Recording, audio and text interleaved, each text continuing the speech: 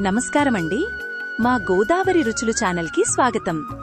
గోదావరి వరదలు వస్తే మా కోనసీమలో కొన్ని రుచులు మాత్రమే గుర్తొస్తాయి. వాటిలో ముందుండేది చింత చిగురు, చీరమేను, చేపల ఇగురు. ఈ రుచి ఒకసారి తింటే సంవత్సరం మొత్తం గుర్తుండిపోతుంది. మరి ఆలస్యమెందుకు? మన పల్లెటూరి స్టైల్లో ఈ అద్భుతమైన కూర ఎలా చెయ్యాలో చూసేద్దాం. ముందుగా తాజాగా దొరికిన చీరమేను చేపలను బాగా శుభ్రంగా కడిగి పక్కన పెట్టుకోవాలి.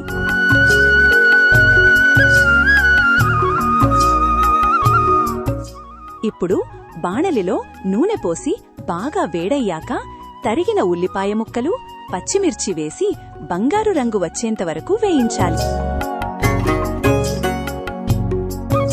ఇప్పుడు పసుపు, కారం, తగినంత ఉప్పు వేసి బాగా కలపాలి.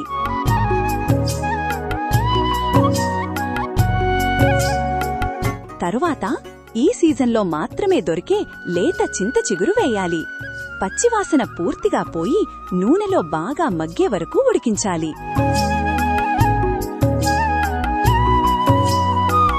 ఇప్పుడు మన చీరమేను చేపలను నెమ్మదిగా వేయాలి. చేపలు విరిగిపోకుండా మెల్లగా కలపాలి.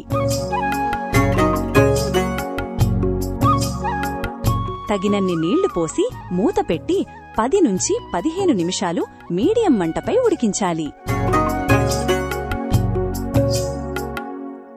చివరగా కొద్దిగా గరం మసాలా చల్లి నూనె పైకి తేలగానే దించేయండి. అంతే అండి, గోదావరి వరదల సీజన్లో మాత్రమే దొరికే చింత చిగురు, తాజాగా పట్టిన చీరమేని చేపలతో చేసిన ఈ ఇగురు సిద్ధం. వేడి వేడి అన్నంలో ఒక ముద్ద వేసుకుని తింటే ఇదే అసలైన గోదావరి రుచి అని మీరు కూడా అంటారు. ఈ వీడియో నచ్చితే ఒక లైక్ కొట్టండి, మీ వాళ్లతో పంచుకోండి. ఇంకా ఇలాంటి పల్లెటూరి గోదావరి వంటల కోసం మా గోదావరి రుచులు ఛానల్ను తప్పకుండా సబ్స్క్రైబ్ చేయండి. మళ్ళీ మరో అద్భుతమైన గోదావరి వంటతో కలుద్దాం. నమస్కారం.